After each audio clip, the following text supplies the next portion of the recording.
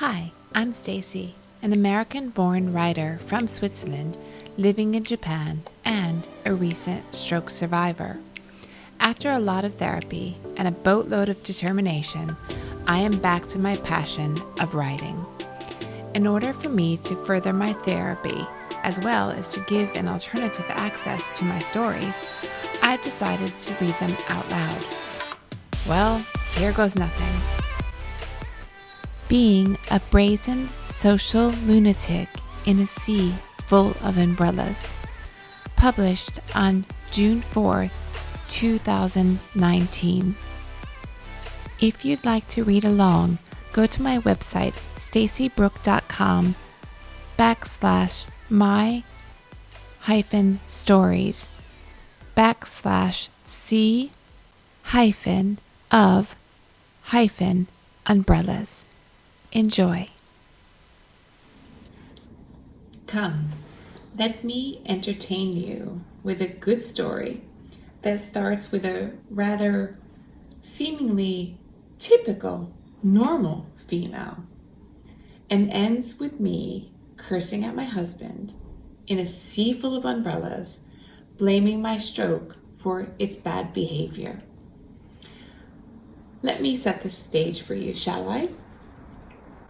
In Tokyo, we have loads of people, and I mean we have a crazy, astronomical, crazy amount, all crammed into subway cars, all politely fighting for pole position at the crosswalk, all diligently ignoring the distraction of a few million other people walking while looking at their mobile phones. Let's just say we have enough people, shall we? We live on a quiet little street with an occasional car passing by just next to a women's university. Here, the ladies are all polished, sure of themselves, and generally good-mannered.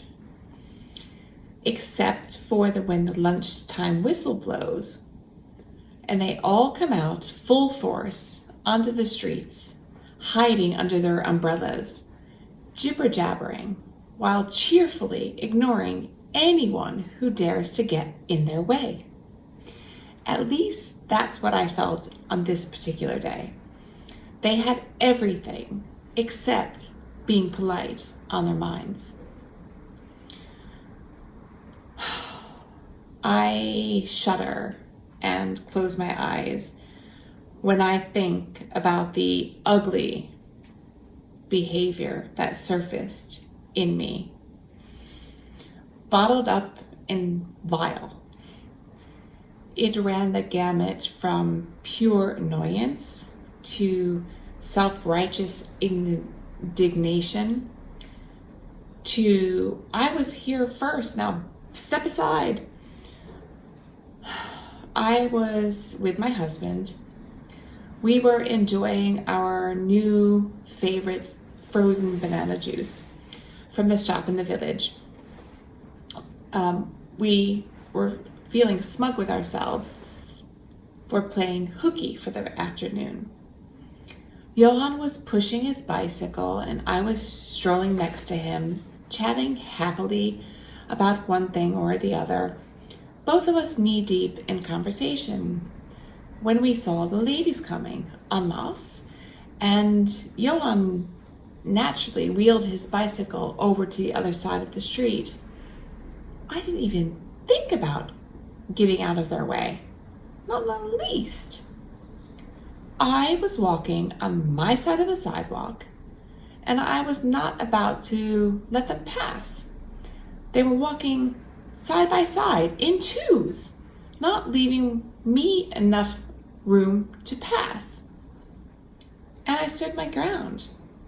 All of those girls needed to pass me single file.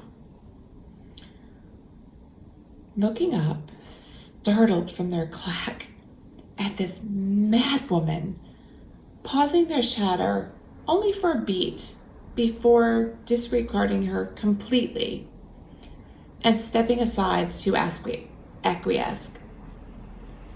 They must have been thinking, what a nutter. And to make matters worse, in full disclosure, that's when I started yelling.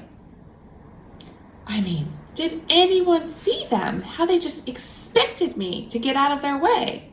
Johan did, and yet he remained calm.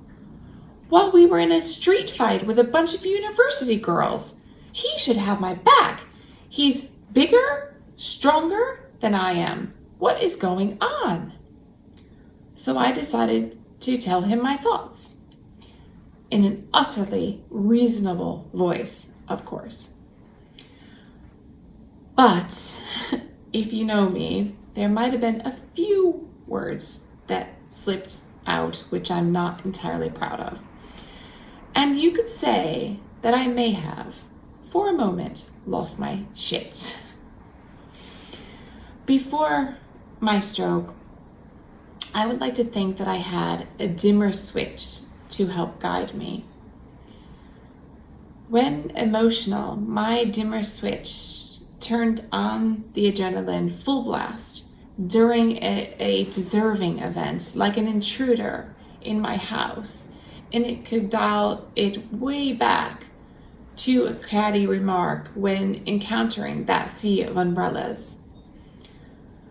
Now, it seems as if my dimmer switch has turned into a great big button labeled, "You want your emotion? Here, have it all." And it ignites the flames of some irrational monster blocking me from other choices. In my mind, I know I have brain damage, but really? Since my stroke, my friend explained to me that my brain has problems with emotional regulation.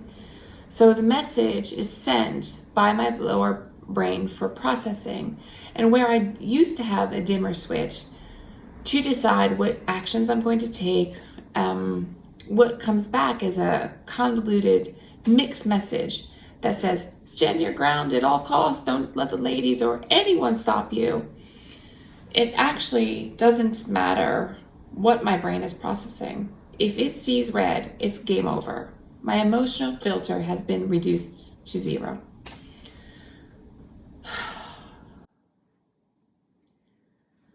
Like with physical training, occupational therapy, and speech therapy, I'm left with the pieces of my life to fit together again. Like an adult turned toddler, I also have the emotional stigma that plays with my mind. As good as it felt at the time when righteous indignation takes effect, normally you know in some part of your mind that what you're doing is not right.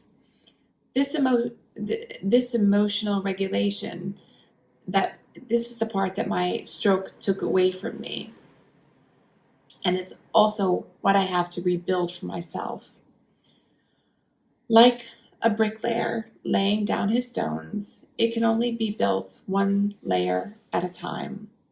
So I have a lot of work to do.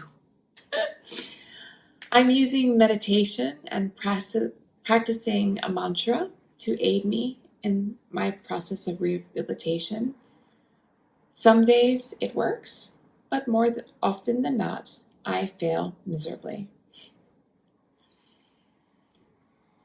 My hope is that I can teach myself, with a few good friends, to tip these scales right off the charts in the right direction, my direction.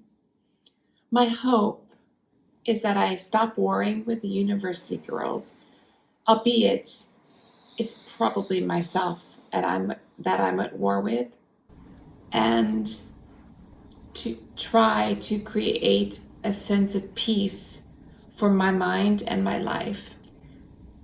And maybe, just maybe, come with a catty remark for someone who can't share a sidewalk with me.